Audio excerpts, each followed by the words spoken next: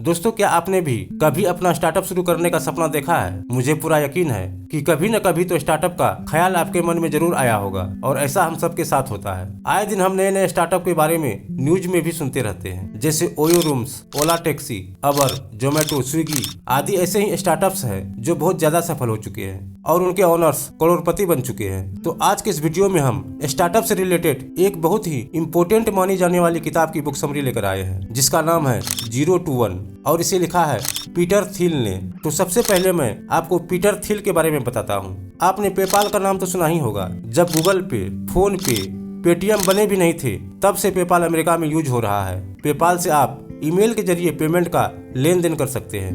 PayPal दो लोगों ने मिलकर डेवलप किया था।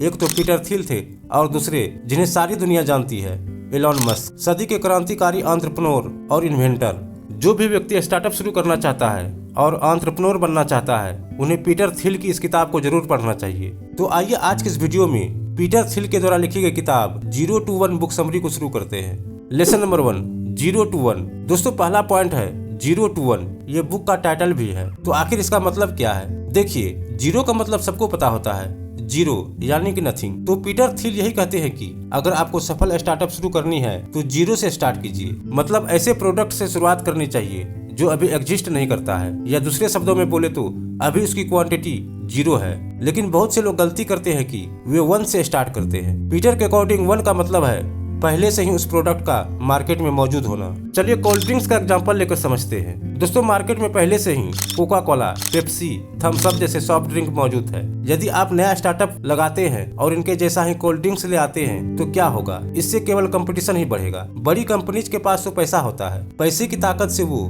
नई स्टार्टअप के कंपटीशन को आसानी से कुचल देंगे और नया स्टार्टअप फेल हो जाएगा। यही मेन रीजन है कि 95% स्टार्टअप 1 से 2 साल में फेल हो जाते हैं। तो ऐसे में क्या करें? यही पीटर थिल ने समझाया है कि 0 से स्टार्ट करें, न कि 1 से। उनका मतलब है कि कोई ऐसा प्रोडक्ट लाने की सोचिए जो एकदम नया हो, ऐसा प्रोडक्ट जो मार्केट में मिलता ही नहीं हो। जब प्रोडक्ट एकदम नया होगा तो उसका कोई कंपटीशन भी नहीं होगा। लोगों को वह प्रोडक्ट आपसे ही खरीदना पड़ेगा, जिससे आपको बहुत प्रॉफिट होगा और आपका स्टार्टअप भी सफल हो जाएगा।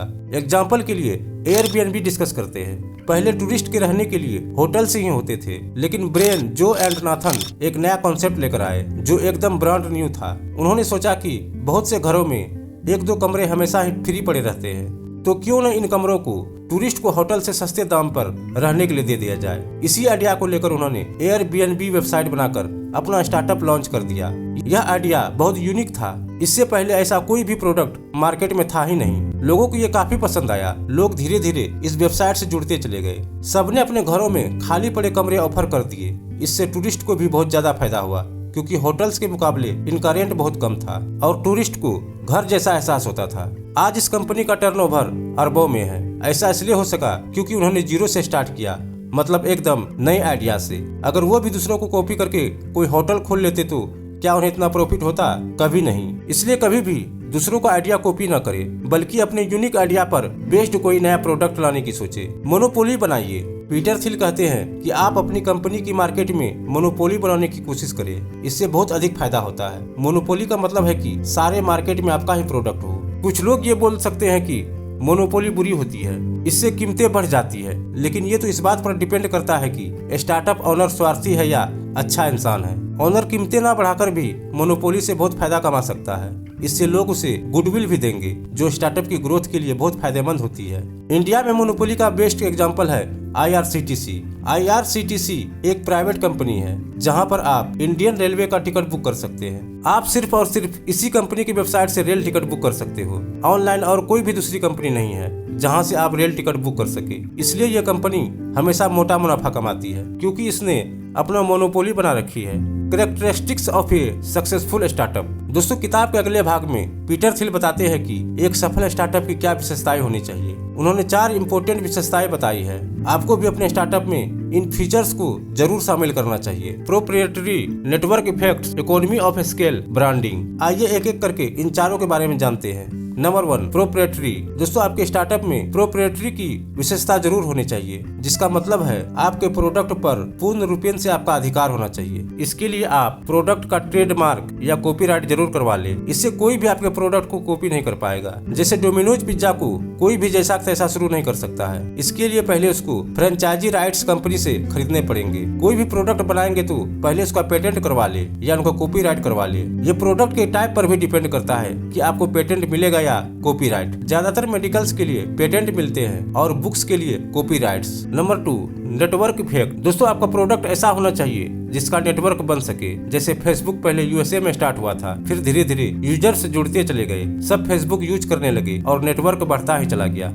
आज लगभग सारी दुनिया में इसका साम्राज्य फैला हुआ है। क्या आप भी ऐसा प्रोडक्ट बनाने के बारे में सोच सकते हैं जिसका नेटवर्क पूरी दुनिया में फैल सके? Number 3, economy of scale. दोस्तों पीटर कहते हैं कि स्टार्टअप पहले छोटी से स्टार्ट करना चाहिए, लेकिन उसमें ऐसी क्वालिटी भी होनी चाहिए कि बाद में उसे स्केल करके बड़ा भी किया जा सके। इसके बहुत से एग्जांपल दिए जा सकते हैं, अमेजॉन, ओयो होटल्स, अवर, पतंजलि वगैरह वगैरह। पहले ये सब स्टार्टअप छोटे स्केल पर शुरू हुए थे, लेकिन आज पूरी दुनिया में फैल चुके हैं। Number 4, branding. दोस्तों ऑथर कहते हैं कि आपको अपने प्रोडक्ट की ब्रांडिंग जरूर करनी चाहिए। आपने बहुत से ब्रांड्स के बारे में सुना ही होगा, जैसे Apple, Adidas, Samsung, Reebok, Ray-Ban वगैरह। आइए जानते हैं कोई प्रोडक्ट्स ब्रांड कब बनता है, जब उसकी क्वालिटी बहुत ही टॉप नॉच लेवल की होती है। क्वालिटी ज्यादा लाने के लिए उसमें इन्वेस्टमेंट भी ज्यादा करनी पड़ती है और इफोर्ट्स भी बहुत ज्यादा लगाने पड़ते हैं। इससे प्रोडक्ट की कीमत भी ज्यादा हो जाती है, लेकिन वो ब्रांड बन जाता है। ऐसा प्रोडक्ट इस्तेमाल करने पर कस्टमर को बहुत अच्छा फील होता है, वो इसके लिए ज्यादा पैसे खर्च करने के लिए भी तैयार हो जाते हैं। उस प्रोडक्ट को वो स्टेटस सिंबल भी मानने लगता है।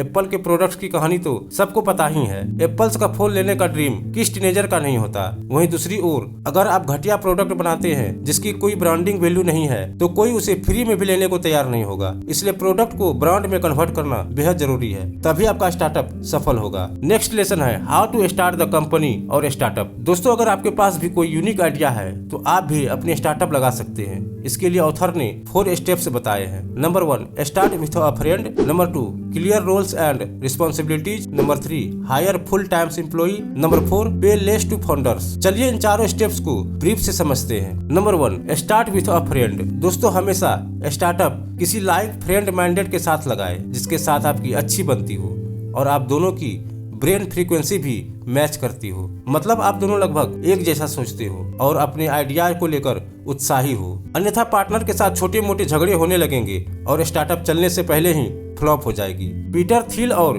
इलॉन मस्क दोनों अच्छे फ्रेंड थे। दोनों ने पेपाल स्टार्ट किया था, जो आज भी सारी दुनिया में यूज होता है। Number 2, clear role and responsibilities. दोस्तों जितने भी फाउंडर्स या पार्टनर्स हो, सबको अपना रोल और रिस्पॉन्सिबिलिटीज पहले ही समझा दे और डॉक्यूमेंट्स पर लिख भी ले। जैसे मैनेजमेंट कौन देखेगा, मार्केटिंग कौन संभालेगा, अकाउंटिंग की रिस्पॉन्सिबिलिटी किसकी होगी वगैरह। इसके बाद में झगड़ा नहीं होगा और ऐसा करने से स्टार्टअप स्मूथली चलेगा। Number 3, hire full time employees. दोस्तों स्टार्टअप में एम्प्लॉइज तो हायर करने ही पड़ेंगे, जैसे web developer, content writer, managers, accountant इत्यादि।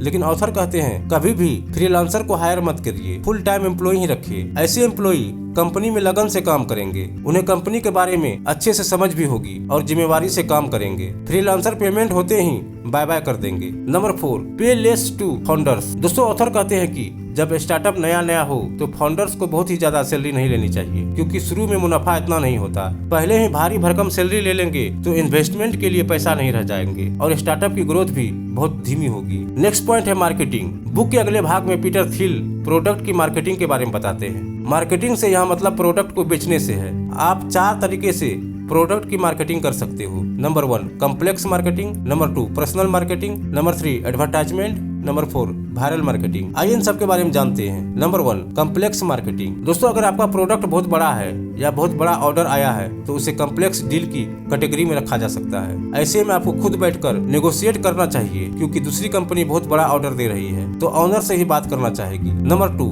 Personal marketing. पर्सनल मार्केटिंग से मतलब ऐसी मार्केटिंग से है जिसे कोई भी पर्सन करे, जैसे सेल्समैन। आपने देखा होगा इंश्योरेंस वगैरह सेल्समैन ही सेल करते हैं। 3, एडवर्टाइजमेंट। दोस्तों एडवर्टाइजमेंट तब करनी चाहिए जब प्रोडक्ट की कीमत बहुत ज्यादा ना हो और डे टू डे लाइफ में यूज होता हो, जैसे कॉस्मेटिक्स, ग्रोसरी वगैरह। Number 4, viral marketing. दोस्तों वायरल मार्केटिंग का मतलब है प्रोडक्ट को एक कस्टमर से दूसरे कस्टमर तक तेजी से पहुंचाना। ऐसा आपने ज्यादातर एप्स में देखा होगा। एप्स बनाने वाली कंपनी ऑफर देती है कि अपने फ्रेंड्स को ऐप के बारे में मैसेज फॉरवर्ड करो और आपको कुछ कैशबैक मनी मिलेगी। आपको थोड़े पैसे देकर कंपनी अपना ऐप ज्यादा लोगों को डाउनलोड करवा लेती है, बाद में एडवर्टाइजमेंट के जरिए ऐप से खुद बहुत पैसा कमा लेती है। आपने देखा ही होगा कि पेटीएम, फोन पे, पबजी वगैरह में तरह तरह के ऑफर्स आते रहते हैं। तो दोस्तों यह था इस बेस्ट सेलर किताब की बुक समरी। आई होप कि आपको बुक समरी पसंद आया होगा। वीडियो पसंद आया तो वीडियो को ज्यादा से ज्यादा शेयर कीजिए, वीडियो को लाइक कीजिए, साथ ही हमारे चैनल को सब्सक्राइब जरूर कीजिए। फिर मिलते हैं एक नए वीडियो के साथ।